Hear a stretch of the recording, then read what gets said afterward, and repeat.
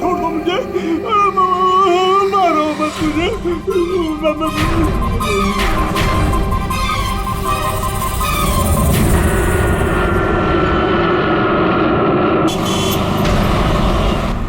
थोड़ा जल्दी चलाओ।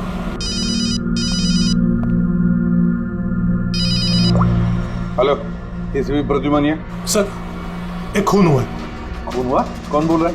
शहर के मशहूर बिजनेसमैन जयंतीलाल जी का खून। जयंतीलाल जी का खून हुआ है?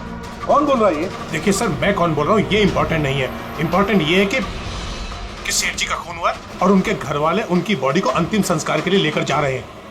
देखिए सर, अगर बॉडी जल गई तो खूनी कभी नहीं पकड़ा जाएगा। आप देरी मत कीजिए प्लीज, जल्द से जल्द जाकर बॉडी जलाने से रोकिए। हेलो, आप कहाँ से बोल रहे हैं? कौन है आप? Hello, damn it.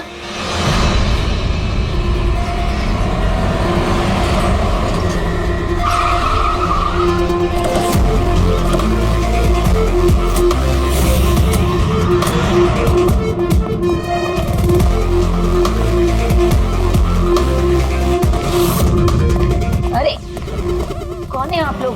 ऐसे कैसे घर में अंदर आ रहे हैं? हम लोग सीआईडी से हैं। घर के सारे लोग कहाँ हैं? सर वो लोग तो साहब की बॉडी लेकर शमशान घाट गए हैं। शमशान घाट गए?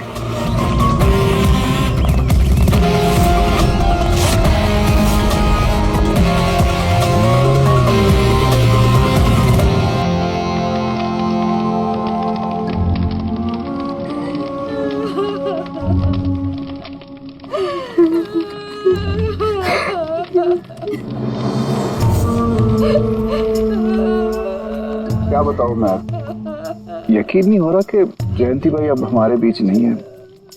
15 साल पुरानी दोस्ती थी मेरी।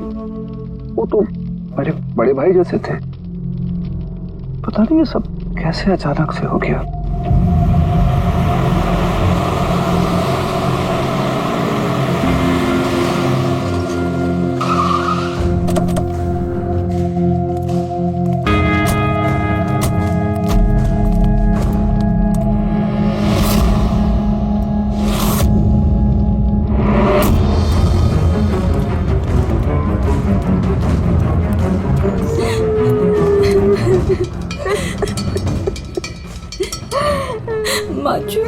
Excuse me.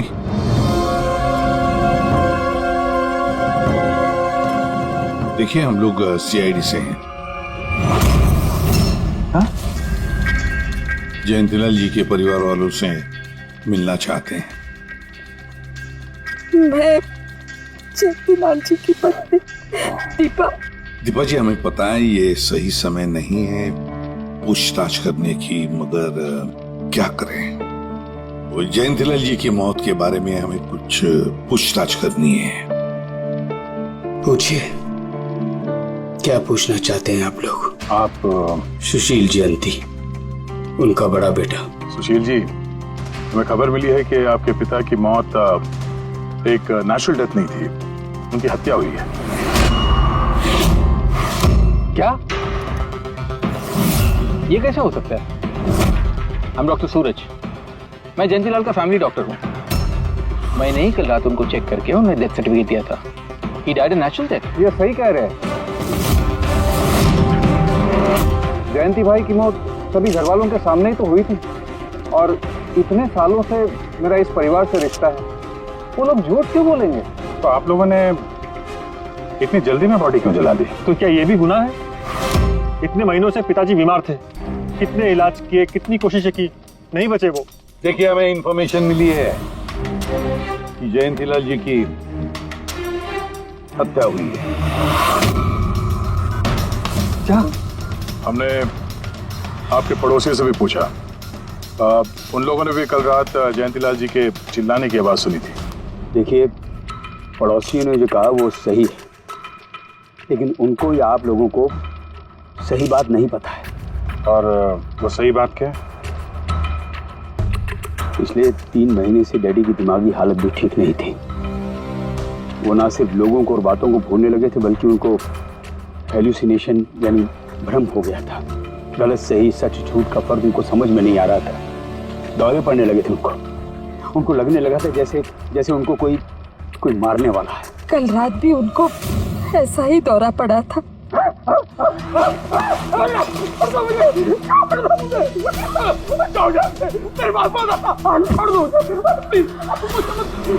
शांत, कूल। इंजेक्शन गई। Fast, come fast. डैडी, शांत, रिलैक्स। कुछ नहीं होता है।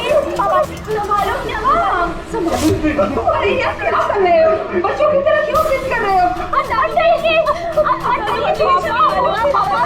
सुशील जी, उनका स्लीव ऊपर करो।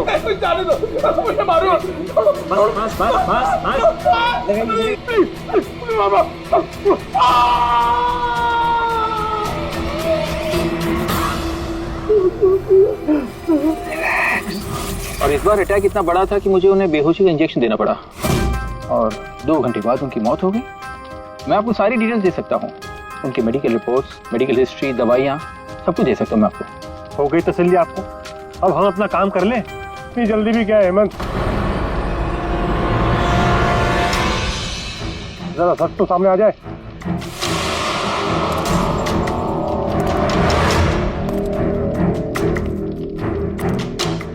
आप सर, मेरा नाम मोहन, मैं जयंतीलाल जी का वकील। मैंने आपको फोन किया था सर। मोहन जी, आपको ऐसा क्यों लगता है कि जयंतीलाल जी की हत्या हुई थी? मेरे शक की वजह है उनकी वसीयत। लेकिन ऐसा क्या है इस वसीयत में? सब कुछ, कि उनकी जायदाद में से किसको कितना हिस्सा मिलेगा। उससे क्या फर्क पड़ता है? हम सब एक फैमिली हैं, किसी को छोटा किसी को बड़ा शेयर मिलेगा, यही ना? दैट्स ओके, कोई फर्क नहीं पड़ता है। अगर जयंतीलाल जी की मौत नेचुरल ना होकर मर्डर साबित हुई तो आप में से किसी को भी उनकी जायदाद का कोई हिस्सा नहीं मिलेगा। Nothing at all. ऐसे कैसे हो सकता है? मुझे बराबर याद है कि 1 साल पहले उन्होंने मेरी सलाह लेकर ही ये वसीयत बनाई थी, और उसमें तो ऐसा कुछ भी नहीं लिखा था। दीपा जी, 3 महीना पहले उन्होंने नई वसीयत बनवाई थी। ये क्या बोल रहे हैं आप? ये कैसे हो सकता है? ये सब कुछ बकवास है। अरे पिताजी आपको कब मिले? आप तो 3 महीने से हमारे घर पे आए नहीं, और पिताजी भी 3 महीने से घर के बाहर निकले ही नहीं। तो फिर?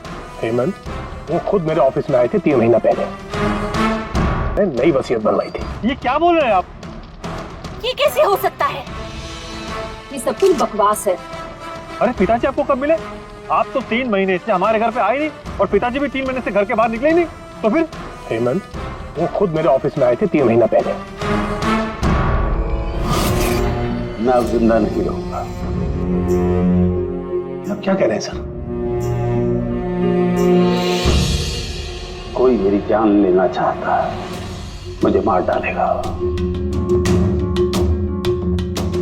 सर, कैसी बात कर रहे हैं आप? कौन है जो आपको मारना चाहता है? कोई अपना, मेरे परिवार के सदस्यों में कोई है। मुझे पूरा यकीन है कि मैं अब चंद दिनों का मेहमान हूं।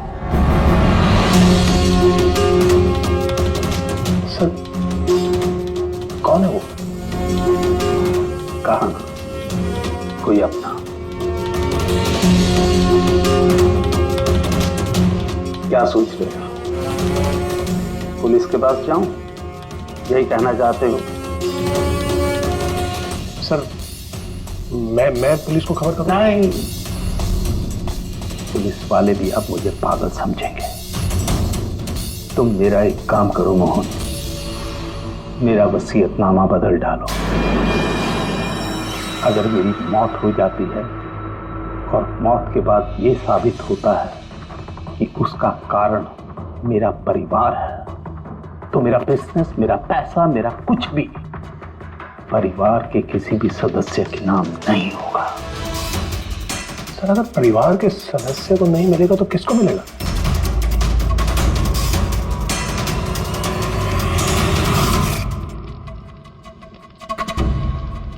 हमें नहीं तो किसे मोहन? जायदाद किसको मिलेगी? सीआईडी को।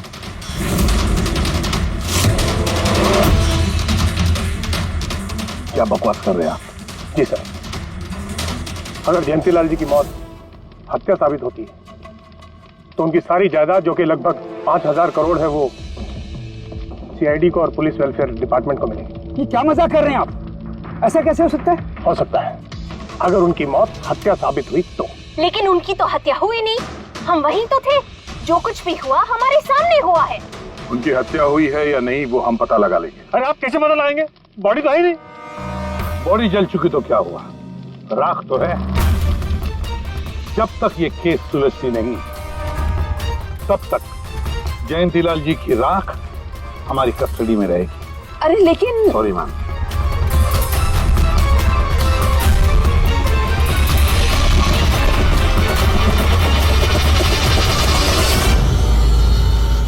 मोहन जी, सर जरा बताइए, क्या जयंतीलाल जी ने खुद आपसे कहा था कि उनके परिवार वालों में से कोई है जो उनकी जान लेना चाहता है? जी सर। क्यों? सर वजह तो पता नहीं, लेकिन उनको लगता था कि उनके घर वाले पैसों के लिए उनकी जान लेना चाहते हैं सर। बेटों से वो खुश भी नहीं थे। वो चाहते थे कि हेमंत और सुशील उनके साथ बिजनेस में हाथ बटाएं, उनके साथ बिजनेस करें, लेकिन ऐसा हुआ नहीं सर। ऐसा क्या हुआ? सर दोनों ने अपना अलग अलग बिजनेस शुरू किया, लेकिन उसे भी चला नहीं पाए। और हेमंत सर, वो तो एक नंबर का अय्याश निकला। उसने सेठ जी के सारे पैसे उड़ा दिए। सर बाप बेटे में हमेशा खटर पटर चलती रहती थी, कभी बनी नहीं बाप बेटे में। बनती नहीं थी, मगर हम बाप बेटे तो थे। मुझे पैसों की बहुत जरूरत थी, लेकिन इसका ये मतलब थोड़ी है कि मैं अपने पिता को ही मार दूंगा। मार भी सकते हो। आखिरकार दुनिया में आधी से ज्यादा गुनाह तो पैसों के लिए ही होते हैं। फिर तो सुशील भैया की वजह मुझसे बड़ी थी। उनका पिछला बिजनेस उन्होंने घाटे में बंद किया और अभी जो है वो नुकसान में चल रहा। सर मार्केट का बहुत पैसा है उनके ऊपर, और डैडी भी इस बार सुशील भैया की मदद करने के लिए रेडी नहीं थे। सर मैं मानता हूँ कि डैडी नाराज थे, नहीं दे रहे थे मुझे पैसे, पर मुझे ये भी पता है कि वो मुझे और मेरे परिवार को मरने के लिए नहीं छोड़ सकते थे। खून में उनका खून तो हो, इसीलिए पैसों के लिए अपनों का ही खून बहा दिया। सर एक आइडिया है। क्या है कि अब जो हुआ सो हुआ, उसको बदला तो नहीं जा सकता, लेकिन इस सिचुएशन से अपना फायदा जरूर निकाल सकते हैं। क्या मतलब? वो सर आप ये मामला सुलझा दीजिए। मान लीजिए कि नेचुरल डेथ थी, अब वसीयत के हिसाब से पैसे सीआईडी और मुंबई पुलिस की जगह हमें मिलेंगे जो उसके असली हकदार हैं। नहीं, आप लोगों का जो नुकसान हुआ होगा वो हम आपस में समझ लेंगे ना। सुशील जी, हर आदमी एक जैसा नहीं होता, और दोबारा ऐसे बात करने की गलती नहीं करना, समझे? तुम अपनी दादाजी से बहुत करीब थी ना? दादाजी मुझे बहुत प्यार करते थे। हम दोनों बेस्ट फ्रेंड्स के जैसे थे, एक दूसरे से सारी बातें शेयर करते थे। कभी दादाजी ने तुमसे ये कहा था कि उनकी जान को खतरा है, कोई उन्हें मारना चाहता है, ऐसे कभी कुछ कहा था उन्होंने? उन्हें हर किसी से डर लगता था। दादाजी सिर्फ मेरे पे विश्वास करते थे, बाकी उन्हें सबसे डर लगता था। तो उन्हें लगता था कि कोई उन्हें मार देगा। चलो दादू, अब हम खाना खाएंगे। क्या ये? चलो चलो चलो चलो दादू। मुझे वो सब लोग इसमें जहर मिला के मुझे मारना चाहते हैं। कौन मारना चाहता है दादू आपको? वो सब लोग मिले हुए हैं, सब मेरे खिलाफ साजिश कर रहे हैं। तुम मत खा, अरे फेंक देते, वरना तू भी मर जाएगी। दादू आप मेरा विश्वास करो, ये खाना मैंने अपने हाथों से बनाया, इसमें कुछ नहीं है, इसमें जहर भी नहीं, कुछ नहीं है। दादू आप मेरा विश्वास करो। देखो देखो देखो, मेरे हाथों में खा रही हो ना, देखो देखो, मुझे कुछ हुआ, मैंने अपने हाथों से बनाया। चलो दादू, चलो चलो चलो, खाओ खाओ खाओ खाओ। गुड दादू, गुड दादू। चलो एक और बाइट, जल्दी से जल्दी से जल्दी से जल्दी से एक और बाइट खाएंगे। अच्छा है ना दादू? गुड गुड, चलो चलो कितना प्यार करती है, तू मेरा कितना ख्याल रखती है, बाकी सब लोग मेरी दौलत के पीछे हैं, मुझे मार देंगे। दादू आपको कुछ नहीं होगा, आपका बहादुर बच्चा है ना इधर, मैं आपको कुछ नहीं होने दूंगी। देखो अब तुम घर जाओ, जाओ, और देखो किसी भी चीज की जरूरत पड़े तो मुझे फोन करना, ठीक है? जाओ।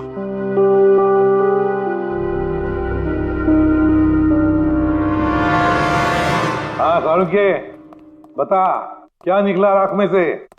बॉस, राख में से बड़ी जबरदस्त बात निकली है। हालांकि इस राख ने मुझे कम परेशान नहीं किया, लेकिन मैंने भी इसका मुंह खुलवा ही लिया, है ना? तो फिर बता दे यार।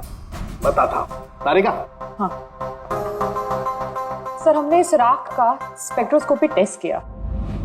फिर रिपोर्ट से बात साबित हो गई है बॉस कि जयंतीलाल की मौत नेचुरल नहीं है, जयंतीलाल को मारा ही गया। क्या कहा तुमने? जयंतीलाल की मौत नेचुरल डेथ नहीं थी? नहीं। कैसे सारुण, कैसे मारा? लार्सनिक से। लार्सनिक? जयंतीलाल की राख में हमें लार्सनिक मिला है बॉस। राख में से लार्सेनिक? सर कुछ केमिकल्स और हेवी मेटल्स, धातु ऐसे होते हैं जो जलने पर भी नहीं खत्म होते। लार्सेनिक उनमें से एक है, इसलिए लाश के पूरी तरह जल जाने के बावजूद उसमें मौजूद लार्सेनिक जलाने और राख में ऐसे ही रहा। लेकिन एक बात समझ में नहीं आ रही है साहब कि अगर जयंतीलाल की मौत लार्सेनिक की वजह से हुई है तो फिर उसके फैमिली डॉक्टर सूरज को ये पता कैसे नहीं चला? पता कैसे नहीं चला? उसने नेचुरल डेथ का सर्टिफिकेट इश्यू किया ही कैसे और क्यों?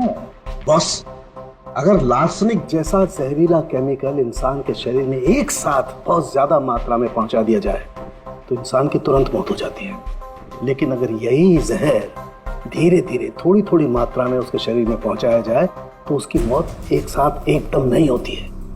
पहले उसकी याददाश्त जाती है, फिर उसे अजीब अजीब से सपने आने लगते हैं, उसे हेलुसिनेशन होने लगता है, भ्रम होने लगता है, फिर पागलपन के दौरे पड़ते हैं। और जयंतीलाल के साथ ये सब कुछ हो रहा था। लार्सनिक? जी हाँ, लार्सनिक। और इससे ये साबित हो गया कि जयंतीलाल जी की मौत बीमारी से नहीं बल्कि उनका खून किया गया। लेकिन ये किया किसने? वही पता करने हम लोग यहाँ हैं। अभिजीत, जयंतीलाल जी का कमरा चेक करना पड़ेगा। Okay sir.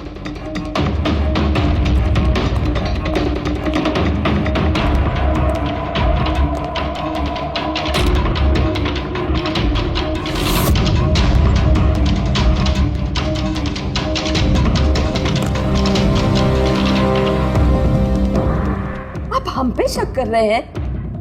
आपने ऐसे सोच भी कैसे लिया कि हम लोगों में से कोई ऐसी घिनौनी हरकत कर सकता है? ऐसा कुछ नहीं है माँ, ये सब इनकी चाल है। डैडी की प्रॉपर्टी इन्हें मिल जाए इसके लिए मनगढ़ंत कहानी बना रही है लोग। बकवास मत करिए सुशील जी, दोबारा ऐसा बोला ना अंदर डाल दूंगा।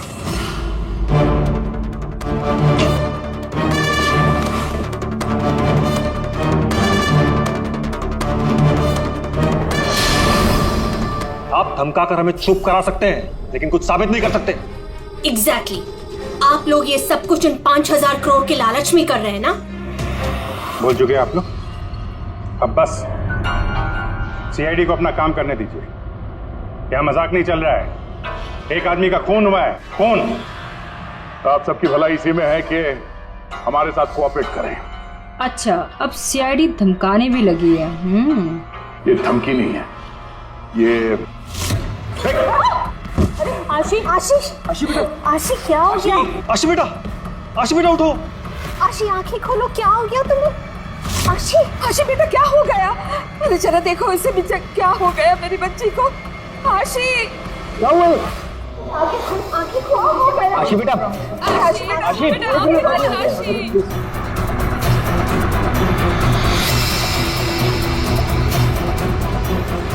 क्या हो गया आशी?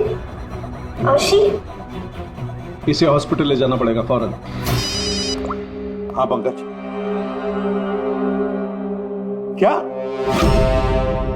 माय गॉड, ये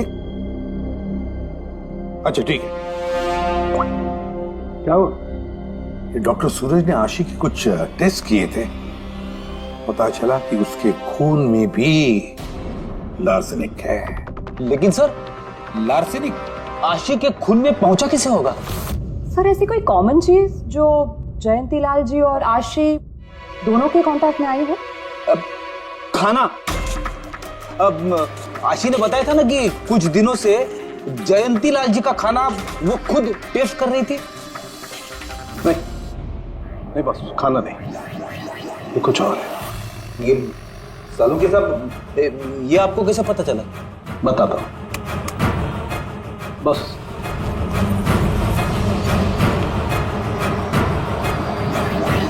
ये है वो बाल जो हमें जयंतीलाल के हेयर ब्रश में से मिला है। अब लार्सेनिक तो अधिकतर नाखूनों में और बालों में ही जमा होता है, तो जब हमने इस बाल के छोटे छोटे टुकड़े करके एनालिसिस किया तो रिजल्ट आया ये।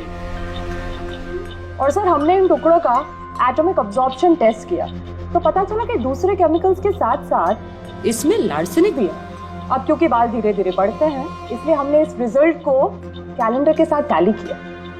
बॉस, तब हमें पता चला कि जयंती लाल को ये लार्सेनिक 8 से 10 दिन के गैप में दिया जा रहा। और 8-10 दिन के गैप में? इसका मतलब जो भी है, जयंतीलाल को हर 8-10 दिन के इंटरवल पर लार्सेनिक दे रहा था, धीरे धीरे मार रहा था। और इसकी शुरुआत हुई बॉस 3 महीने पहले। 3 महीने पहले? सर हाँ, फिर तो खूनी जयंती लाल जी के घर वालों में से कोई नहीं होगा। परिवार वाले 8-10 दिन तक इंतजार क्यों करेंगे? एक ही बार में मार देंगे। फ्रेडी, परिवार वाला भी तो जयंतीलाल को धीरे धीरे मार सकता है ताकि किसी को उस पर शक ना हो। सर पिछले 3 महीने से कुछ मसाज करने वाले आ रहे थे, मैंने बताया था आपको। हाँ, चेक कर चुके हैं हम उनको। उनके अलावा और कोई आता था क्या? कोई एक हो तो बताऊं। उनके दोस्त, पुराने बिजनेस पार्टनर और ऑफिस के स्टाफ वगैरह बहुत सारे लोग आते रहते थे घर पे। जी, डैडी बहुत सोशल थे, लोगों से मिलना जुलना, पार्टीज में जाना उनको बहुत अच्छा लगता था। इसीलिए जब उन्होंने बाहर जाना बंद कर दिया तो लोग उनसे मिलने घर पर आने लगे। लेकिन इन लोगों को हम अच्छी तरह से जानते हैं सर, इनमें से कोई ऐसा नहीं कर सकता है। भाभी देखिए ना, ये कैसा निशान लगा है। 4 बार धोया, 4 बार छुटाया, फिर भी नहीं हट रहा। अरे ठीक से धो ले, साफ हो जाएगा। अरे भाभी कितनी बार रगड़ा, नहीं जा रहा। और जाएगा भी नहीं, क्योंकि ये दाग खून का है। खून? जी हाँ। सुनिए, आपके कुर्ते पे ये खून का दाग कहाँ से आया? आपको कहीं चोट लगी है क्या? क्या हुआ आपको? मुझे नहीं पता। अरे मुझे मेरे कुर्ते पर कहाँ से आया? मैं खुद हैरान हुआ था कल जब मैंने इसे देखा। तो कल लगी आपको ये चोट? नहीं, मुझे कोई चोट नहीं लगी। हाँ, जब मैं कल लोगों से मिल रहा था तब ये खून का दाग लगा मुझे।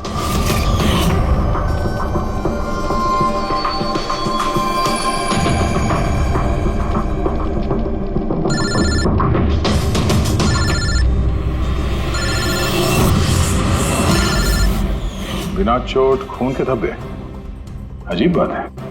वही तो। और कुछ हुआ था कल? कोई खास बात? नहीं सर, और कोई खास बात नहीं। साहब एक बात अजीब हुई थी। क्या? कल सुबह मुझे गार्डन में कांच के कुछ टूटे हुए टुकड़े मिले थे। कांच के टूटे हुए टुकड़े? तो फिर? साहब उन टुकड़ों में खून लगा हुआ था। क्या? कांच के टुकड़ों में खून लगा हुआ था? जी। कहाँ पर है वो? अब वो तो मैंने कचरे के डिब्बे में डाल दिए।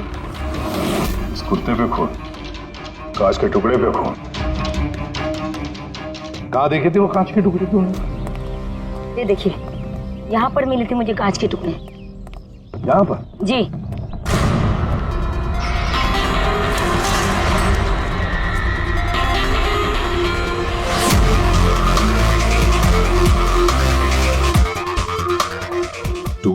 बल्ब है सर, बल्ब का टुकड़ा मिला क्या उसको?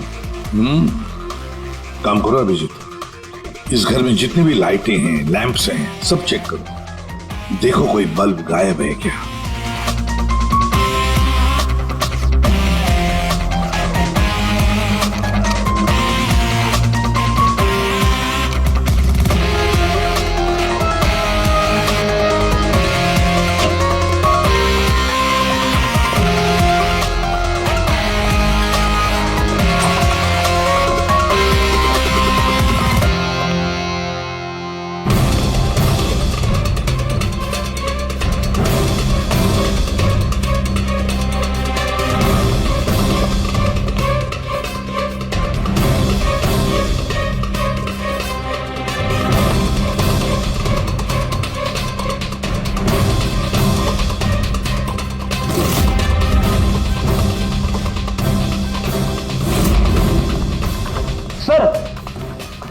सब जगह देख लिया, कांच का टूटा हुआ सामान कहीं पे भी नहीं है। सर कुछ नहीं मिला।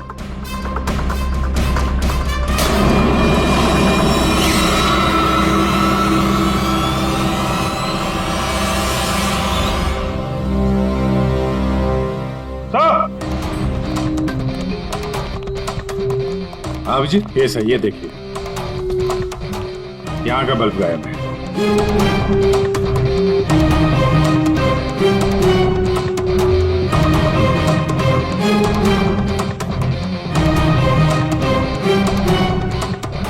बड़ी अजीब बात है, ये लैंप तो बिल्कुल ठीक था। मैं और दादू इस लैंप के नीचे काम भी किया करते थे,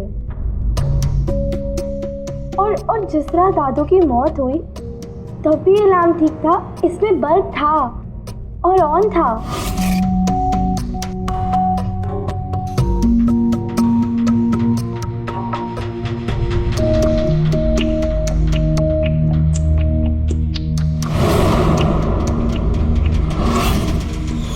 तो फिर इस लैंप से बल्ब अचानक गायब कैसे हो गया? क्यों कविता? नहीं साहब, मुझे कुछ नहीं मालूम ये बल्ब कैसे गायब हुआ, किसने निकाला, मैं कुछ नहीं जानती। लेकिन सर ये बल्ब कोई गायब करेगा क्यों? सर इस बल्ब का और इस लैंप का कुछ ना कुछ तो लेना देना है इस केस में।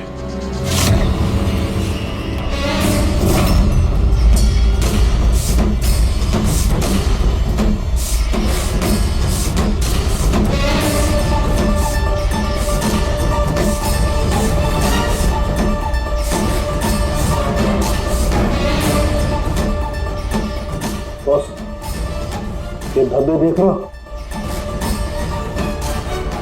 ये धब्बे लार्सनिक के हैं। लेकिन ये लार्सनिक के धब्बे पूरे लैंप पर कैसे हैं? बॉस, हुआ ये होगा, खूनी जयंतीलाल जी के घर पे आता होगा हर 8 या 10 दिन में। नमस्ते साहब, साहब ऊपर है अपने कमरे में।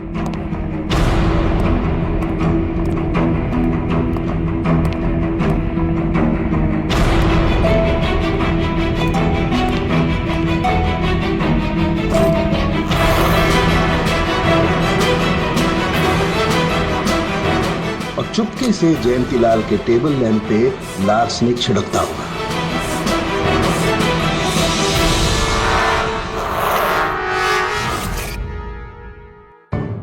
शायद जयंतीलाल जी हमेशा इस टेबल पर बैठ करके काम किया करते थे।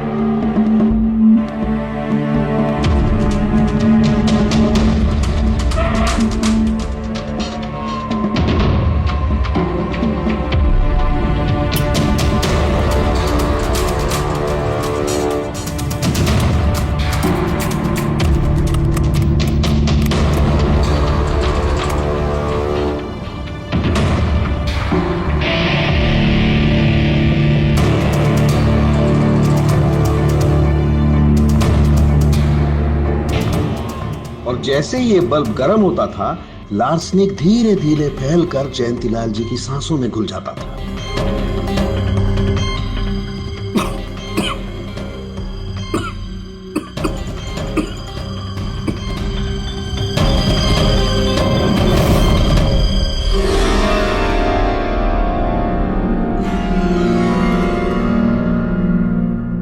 सालों के साथ आशी को लार्सेनिक का इतना असर क्यों नहीं हुआ? उसे लार्सनिक का इतना असर इसलिए नहीं हुआ फ्रेडी, क्योंकि वो यहां हमेशा नहीं रहती थी, कभी कभी आती थी अपने दादाजी के पास।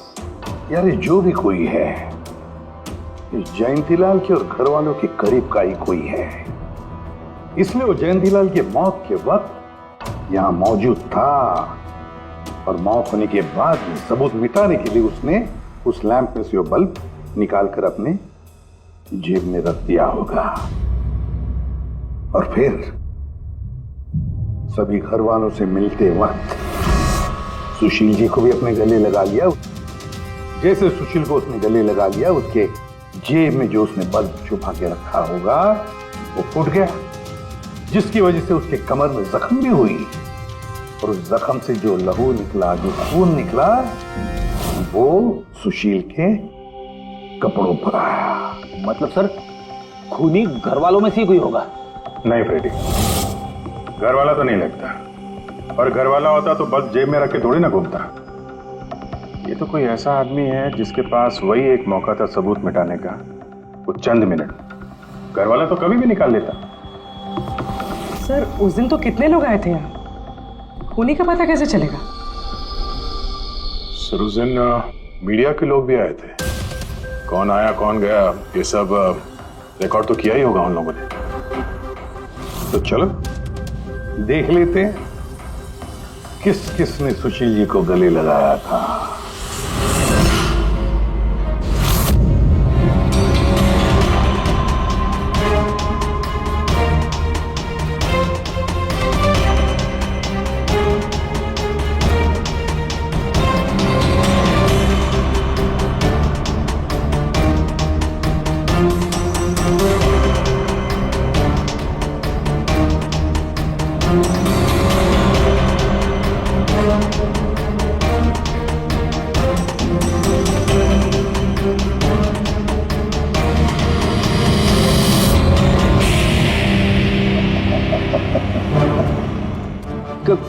क्या हुआ सर? खूनी का पता चल गया? हाँ फ्रेडी, खूनी मिल गया। कौन है? फ्रेडी, इस आदमी की पूरी कुंडली निकालो, पता लगाओ पिछले 3 महीनों में ये कहां कहां गया था, किस किस से मिला था, क्या क्या किया है।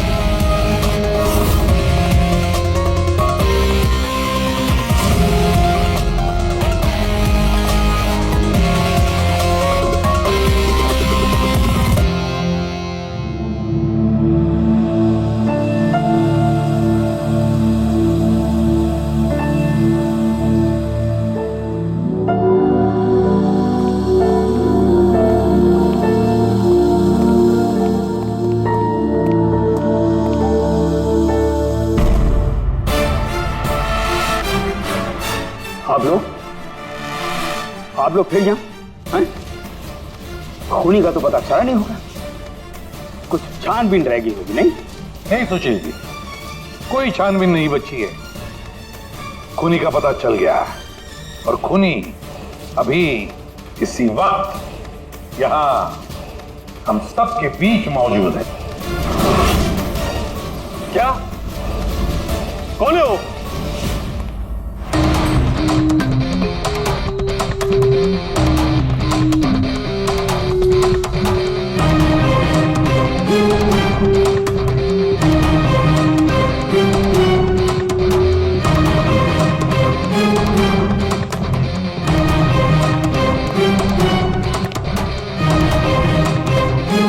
अरविंद जी,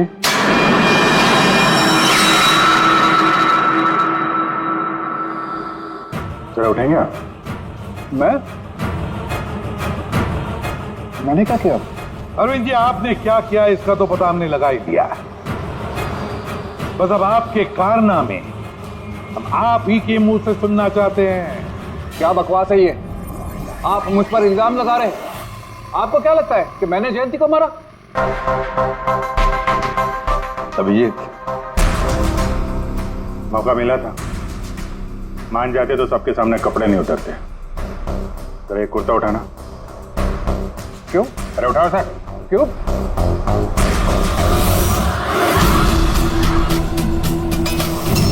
क्या है ये? निशान कैसा है? हाँ? कौन सी भाषा बोल रहे हो तुम? हिंदी में बोलो, हिंदी में। मातृभाषा है हमारी। भूल गए क्या? याद दिलाओ। हाँ? नहीं सर,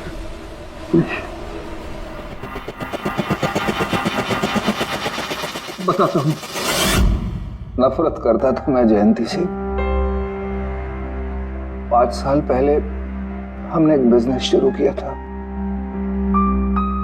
आज ये इतना बड़ा 5,000 करोड़ का एम्पायर है ना, वो मेरे मेहनत की कमाई थी।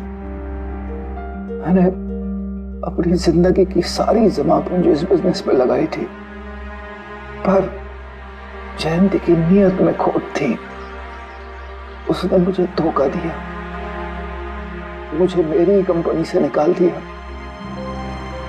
तब मैंने सोचा कि जब मौका मिलेगा तो मैं इसका हिसाब चुकता करूंगा। और वो मौका तुम्हें मिला 3 महीने पहले एडवोकेट मोहन के ऑफिस में, जहां पर जयंतीलाल जी भी आए थे और तुमने चुपके से उन दोनों की बातें सुन ली थी। अगर मेरी मौत हो जाती है और मौत के बाद ये साबित होता है कि मेरी किसी ने हत्या की है, तो मेरा बिजनेस, मेरा पैसा, कुछ भी मेरे परिवार के किसी भी सदस्य को नहीं मिलेगा। सर, अगर परिवार के सदस्य को नहीं मिलेगा तो किसको मिलेगा? CID को, जो मेरा मर्डर इन्वेस्टिगेट करेगा। मुझे लगा अच्छा मौका है। जयंतीलाल को मारूंगा मैं और शक जाएगा उसके परिवार पर। और इसीलिए तुमने जयंतीलाल की तरफ दोस्ती का हाथ बढ़ाया, एक नया प्रपोजल लेकर। क्यों? मेरे दिमाग में एक आइडिया था जिसके लिए मेरा उसके घर बार बार जाना जरूरी था।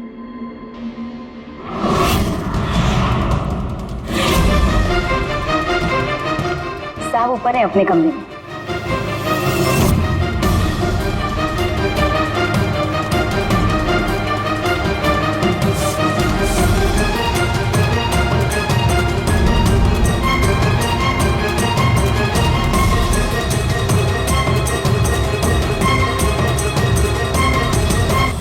लेकिन ACP साहब, आपको इन पे शक कब हुआ? दीपा जी, जयंतीलाल जी की अंत्येष्टि के दिन जो मीडिया कवरेज हुआ था, जो मीडिया वालों ने वीडियो फुटेज लिया था, उसकी मदद से जयंतीलाल जी के अंत्येष्टि के दिन घर के बाहर जो इन्होंने कुर्ता पहना था, शमशान भूमि पर वो कुर्ता बदल दिया गया था, क्योंकि उस पर खून जो लगा हुआ था। क्यों Arvind ji?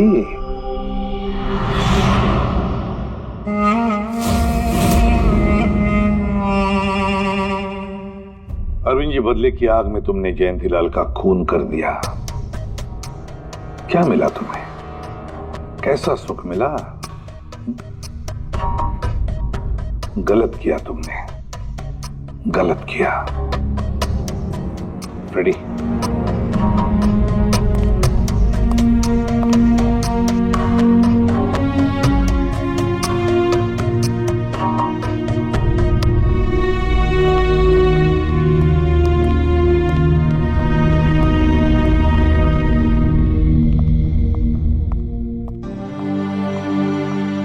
Thank you sir, thank you very much, and we are sorry, हम लोगों ने आपको काफी बुरा भला कहा। दरअसल हमें लगा कि पैसों के चक्कर में आप हम परिवार वालों को इस केस में कल्प्रिट बनाने की कोशिश कर रहे हैं। नहीं, कोई बात नहीं। ACP साहब, मैं मेरे पति की अंतिम इच्छा पूरी करना चाहती हूँ। CID और पुलिस वेलफेयर फंड में मैं डेफिनेटली डोनेट करूंगी। Thank you very much, thank you. Thank you so much sir कि आपने मेरे दादू को इंसाफ दिलाया। God bless you.